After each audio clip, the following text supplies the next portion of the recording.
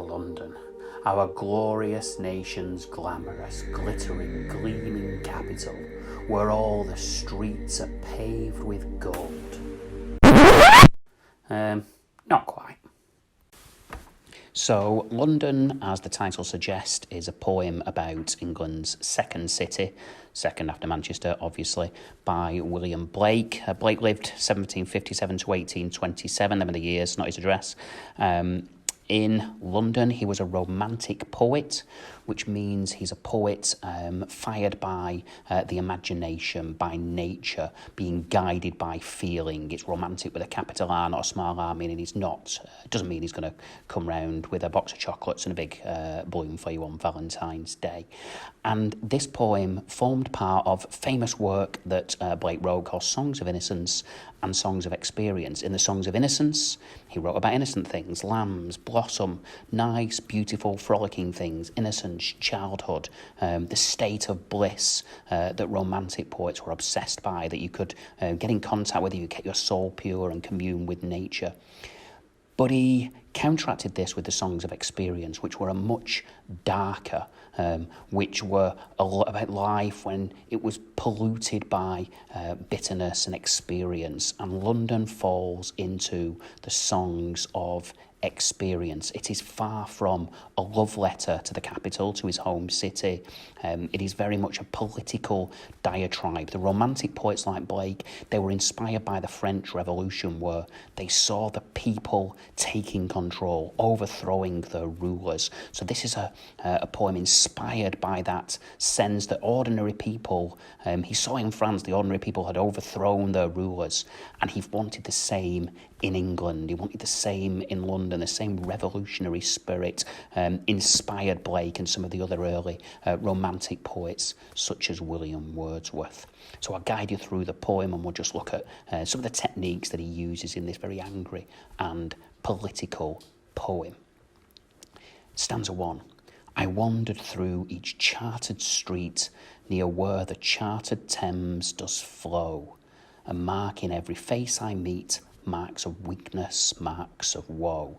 Now, obviously, you should pick up on the simple AB rhyme scheme. It's written in iambic, for the most part written in iambic tetrameter, which means that each line has 8 syllables divided into 4 metrical feet that are unstressed, stressed. So that's the pattern of the meter in the poem. For the most part, it does break from that on occasion.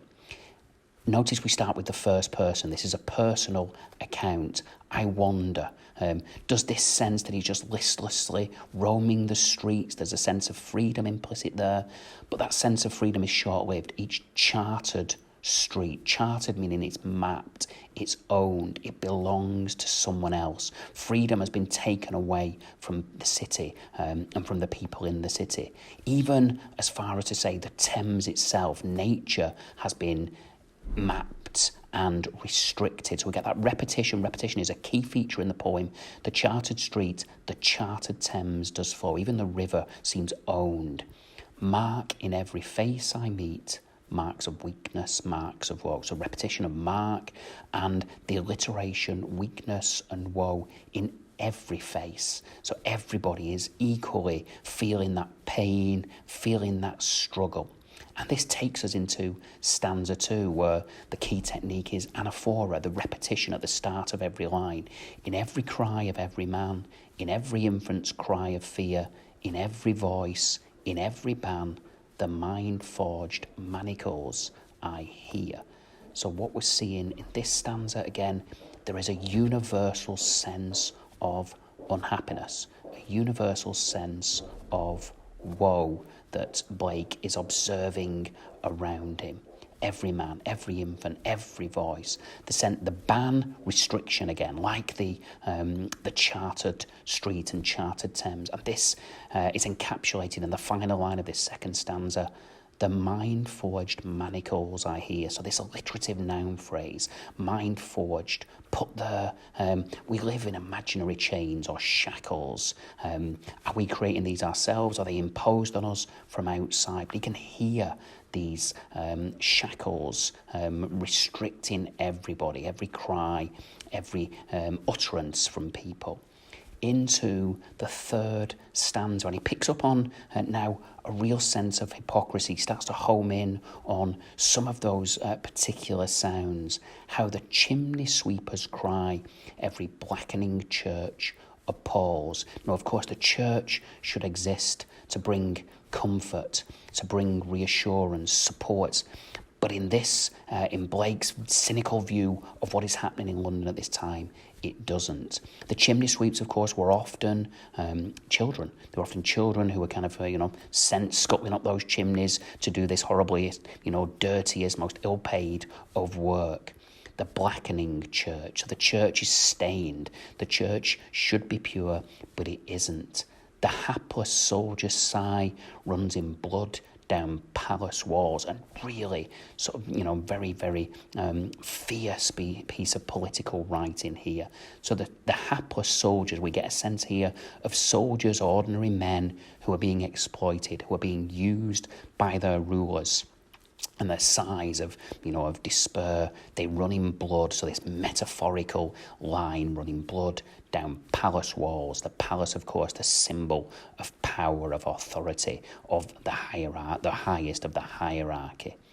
And then into the fourth stanza.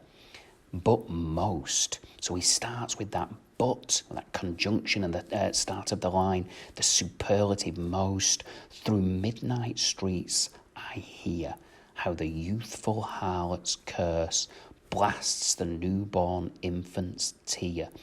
So the harlot is a prostitute, a youthful prostitute. So we're getting a sense here again of innocence utterly defiled, of ordinary, poor, desperate people with no other choices in life but to turn to the life of the streets, blasts the newborn infant's tear. This infant, this innocent baby born into this dark world, this midnight world, of course. The harlot, we don't know if it's his mother, she should offer comfort, but she doesn't. She blasts. We get the sense here Blake isn't pinning any blame on her. He is trying to understand and empathise, but the violence of that verb, blasts, emphatic at the start of the third line in that final stanza, and blights with plagues the marriage hearse. So here we get that little contradiction, the marriage hearse, that oxymoron almost. We should get the marriage should be the start of something here. It's the end of something. Blights, plagues, the imagery of disease, of corruption, running right to the end of the poems. This is a very angry poem by William Blake, a place that that he loved, the place that he lived, and yet he looks around him and he sees despair, he sees corruption, he sees exploitation, and he sees oppression from those in positions of power carried out on those who are most vulnerable in society, particularly the newborn infants. I mean, he could have made things all easy for himself. He'd have just called the poem Manchester, really, couldn't he? But, oh well, think about that next time, Bill. Thanks very much. See you soon.